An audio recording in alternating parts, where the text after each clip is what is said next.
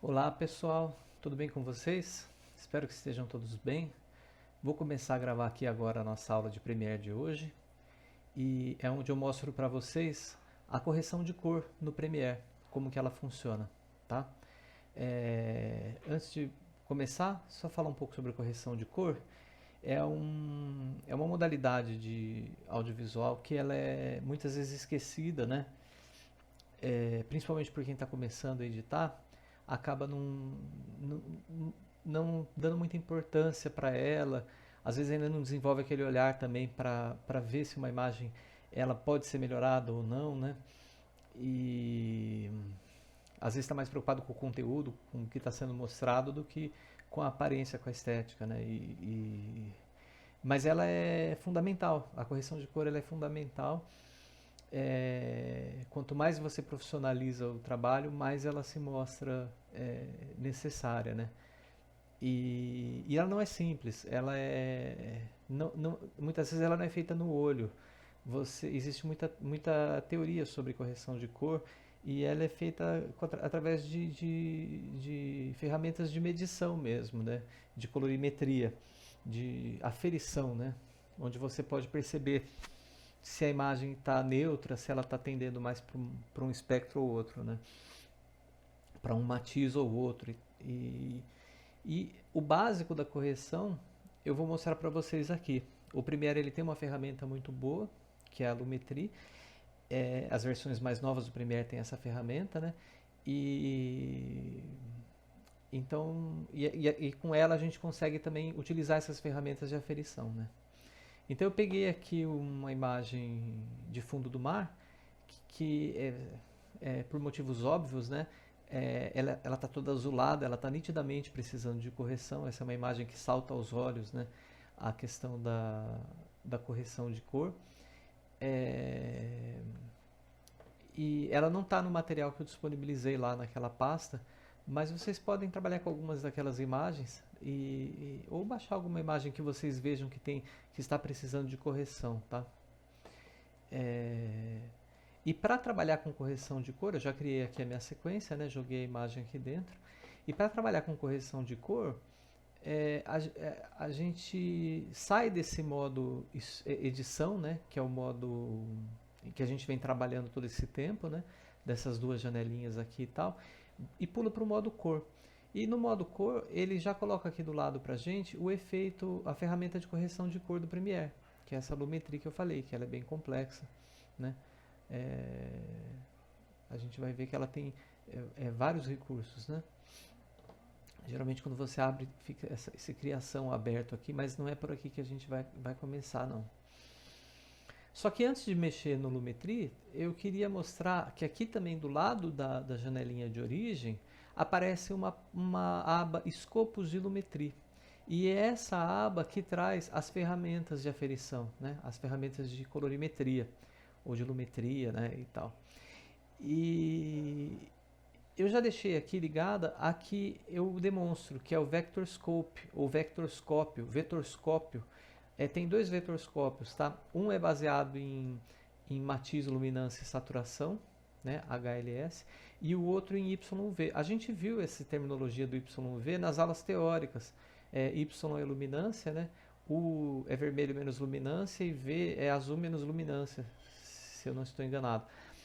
E a parte teórica por trás disso é bastante complexa, tá? Eu nem ouso ficar tentando falar aqui, mas visualmente não é difícil entender o que é necessário ser feito, tá?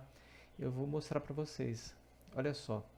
Existem outros, antes de mais nada, né? Existem outros que talvez vocês vão preferir usar. Por exemplo, se eu coloco esse padrão RGB, eu também consigo ver, né, aqui a divisão entre o espectro vermelho da imagem, o verde e o azul. E a gente percebe que o que está mais em destaque aqui é o azul. Não por causa da sequência, né? 1, 2, 3, mas pela altura aqui dele, né? Agora, o que corresponde com a imagem, né? Que é uma imagem que está azulada. Ó. Vocês podem ver que isso aqui é atualizado a cada frame, né? Agora, aqui no vectorscópio, também a gente vê que toda a massa de luz ela está deslocada aqui para o azul. Aqui tem um B de azul, aqui tem um R de vermelho e aqui tem um G de verde, tá, gente? Então aqui, ó, o RGB, só que ele está de uma forma circular, né? É diferente da forma de onda ou da forma padrão, né? Que está de uma forma linear, né? Então, vou usar essa ferramenta porque a ferramenta que eu vou ensinar vocês a corrigir cor primeiro, ela trabalha com o disco cromático. Então, a gente consegue uma analogia entre o que a gente está vendo aqui e o que a gente está vendo aqui. E essa ferramenta fica aqui, ó, discos e correspondência de cor. Tá? Quando eu abro ela, é muito comum o colorista trabalhar com esses discos, tá? É o padrão de trabalho de colorimetria. E também é muito comum essa divisão que vocês estão vendo aqui, ó, que é uma divisão entre áreas de sombra da imagem, áreas de realce. Realce é tradução de highlight, tá? O termo correto não seria, eu acho, que realce, embora a gente use highlight para a tradução seja essa, mas nesse caso o highlight são as luzes altas, né? Quer dizer, o highlight são aqueles brilhos especulares, na verdade são as áreas de maior intensidade de luz da imagem, né? As áreas onde há mais luz. As sombras são as áreas onde há menos luz, onde a gente vê áreas mais escuras, né? E os meios tons são as áreas intermediárias, né? Então, esse tipo de correção feita separadamente entre áreas de sombras, meio tons e realces é muito comum também. A gente vai ver que outras ferramentas... travado aqui, não? Outras ferramentas também usam esse tipo de HLS secundário. A gente vai ver que outras ferramentas também usam esse tipo de separação. Tá? Mas a gente vai vir aqui em discos e correspondência de cor, e só o que a gente vai fazer é mover essas áreas de sombras e de realces e de meio tons no sentido oposto para onde elas estão indo aqui. Então, se elas estão fugindo em direção ao azul e ao ciano, né? Reparem aqui também que as cores secundárias, curiosamente, olha só, entre o azul e o verde a gente tem o ciano, entre o verde e o vermelho tem o amarelo, e entre o vermelho e o azul tem o magenta, e aí a gente cai no padrão CMYK, né? O cian, magenta e amarelo, né? E o preto, no caso, seria a ausência de luz. Aqui, aí seria Então, que existe uma relação entre a síntese aditiva e a síntese subtrativa, né? Que eu falo com vocês um pouco sobre isso agora no segundo semestre, tá? Mas já é curioso notar essa relação entre elas aqui, tá? Mas elas estão em direção ao ciano, né? Bem dizer, mas em direção mais ao azul aqui, né? Vamos pensar só nas primárias aqui, azul, vermelho e verde, né? E um pouco em direção ao verde. Então o que eu faço é pegar, por exemplo, essas áreas de sombra e mover no sentido oposto. E quando eu movo no sentido oposto, essa massa ela se desloca para o centro. Então, se eu conseguir colocar essa massa de luz no centro, de certa forma, eu vou ter uma imagem equilibrada aqui, onde os valores de RGB eles estão meio que uniformes. Mesmo que você esteja... É lógico que isso varia muito de que você filmou, o que você está... Né? Então, se você está filmando uma cena, sei lá, uma pessoa com roupa vermelha num fundo vermelho ou verde, não verde porque é chroma key, mas é lógico que você vai, as coisas vão tender ao vermelho, né? Mas é uma forma, aí em conjunção com o que você está vendo, né? É uma forma de você saber se a imagem está sendo neutra, se ela está neutra ou não, né? Então, porque mesmo uma imagem que você filma, pessoa com roupa vermelha no fundo vermelho, ela não precisa estar necessariamente avermelhada, né? Então você pode tentar neutralizar, né, para deixar um vermelho mais natural, um vermelho mais, não um vermelho estourado, né? Como aqui o caso, o azul estava estourado, né? Estava exageradamente azul.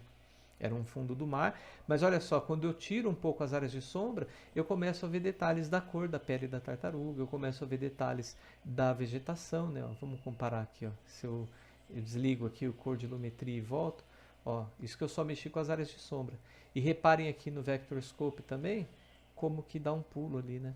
E aí eu vou fazer isso com os meio tons também, e sempre de olho no Vector Scope para ver se eu não estou levando elas demais para o amarelo, como agora, né? Então às vezes eu posso até voltar um pouco e ver quais áreas também, qual deles que dá qual resposta, né? Porque, por exemplo, quando eu mexo na... Tá dando uns pipocos da placa de vídeo aqui, né? Quando eu mexo na sombra, eu estou mexendo mais com essa área de baixo aqui, né? Agora, quando eu mexo nos highlights, né? Ó, os highlights... Ixi, deu um problema aqui no mouse. Os highlights eu posso jogar um pouco mais para a direita, tá vendo? Um pouco mais em direção ao magenta, né? E os meio tons eu acho que também eu posso. Aí. E aí eu consigo ver agora, ó, a vegetação, né? Os peixes azuis continuam sendo azuis, o mar azul continua sendo azul, mas eu tenho uma imagem mais equilibrada. Eu consigo ver um avermelhado dos corais, né? Tem uma hora que aparece até uns cactos aqui com uma coloração meio arroxeada. Cacto. Falou ignorante agora, né? Não sei nada de vegetação marinha. São umas esponjas marinhas, eu não sei o que são isso. E tudo isso com essa simples correção do cor-de-lumetri. Quer dizer, é um negócio que não toma tanto tempo, mas que faz muita diferença, né, no resultado final da imagem. Isso aqui seria um tratamento primário, né? Então você primeiro neutraliza a imagem. Agora é lógico, num tratamento secundário você pode voltar e decidir azular ela de novo. Então vamos supor que seja uma questão estética, futurista, uma coisa que você... Ou é a tonalidade do... Tem algum motivo para ela ter a tonalidade azul. Só que você vai estar trabalhando com uma imagem neutra e a partir dela você decide melhor quais áreas você vai azular. De novo, você pode azular mais as sombras ou mais os highlights, né? Então, isso também é parte do trabalho da colorização. Você primeiro dá uma neutralizada em tudo, né? E depois faz a correção secundária. Para fazer a correção secundária aqui, eu vou usar as curvas, tá? As curvas, elas são elas são consideradas um pouco básicas demais num trabalho de correção de cor. Mas como acho que a nossa meta é modesta, né? De correção de cor, a minha pelo menos elas me atendem, tá? Então eu costumo trabalhar com curva. Eu sei que colorista costuma dizer que isso aqui não é uma ferramenta de fato de correção de cor, porque ela é muito simples, né? Como que a curva funciona?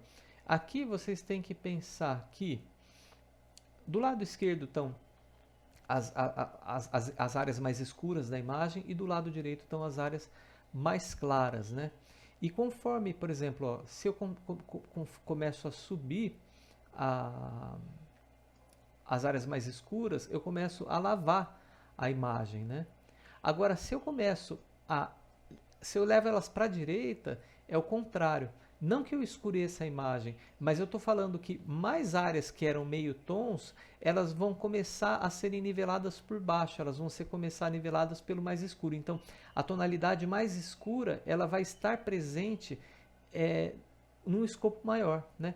E a mesma coisa com a mais clara. Ó. Se eu abaixo as áreas mais claras, eu escureço a imagem, mas se eu vou vindo aqui para a esquerda, eu começo a estourar os brancos. Então, o que antes era um branco não tão branco, né?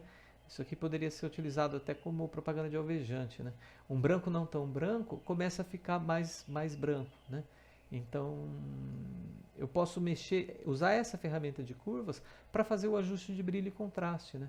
Então, aumentar um pouco mais o contraste da imagem, que estava um pouco lavada, aumentar um pouco mais o brilho. E essa área intermediária, ela se comporta num formato de curva. Então, eu posso, por exemplo, as áreas de mais sombra subir, mas depois as áreas de mais highlight descer, né? Eu tenho um controle aqui, através de curvas, eu posso desenhar uma curva que vai demonstrar a evolução dessa imagem. Ou eu posso simplesmente aumentar de uma forma geral, e aí pelo menos ela vem de uma forma atenuante, né? Uma forma atenuante, eu aumento o brilho da imagem ou diminuo, então eu clareio, eu escureço ela, né? Mas o mais interessante é que eu posso também trabalhar com elas separadamente aqui em R, G e B, né? Então eu tenho aqui o vermelho, o verde e o azul. E aí eu posso também voltar a azular a imagem, por exemplo, né? Então, se eu aumento aqui a curva de azul, só que olha só como é que eu azulei a imagem, né? Mas como os corais estão preservados, olha a diferença dessa inicial para essa aqui, né? Aqui era todo um azul espalhado, um azul homogêneo. Aqui não, aqui eu tenho um azulamento, mas eu tenho as cores um pouco mantidas, né? Ou posso fazer o contrário também, posso tirar azul. Lembrando sempre que se eu tiro azul, vai sobressair vermelho e verde simultaneamente, né? Se eu tiro verde, vai sobressair azul e vermelho simultaneamente, né? Então vai dar esse aspecto arroxeado. Se eu tiro vermelho, aí vai sobressair. Aí então eu vou cair nessa, né? Vai em direção ao cian, vai em direção ao amarelo, vai em direção ao magenta, né? Olha só. Se eu tiro se eu tiro azul, a imagem ela dá uma amarelada, né? Eu vou em direção ao amarelo, né?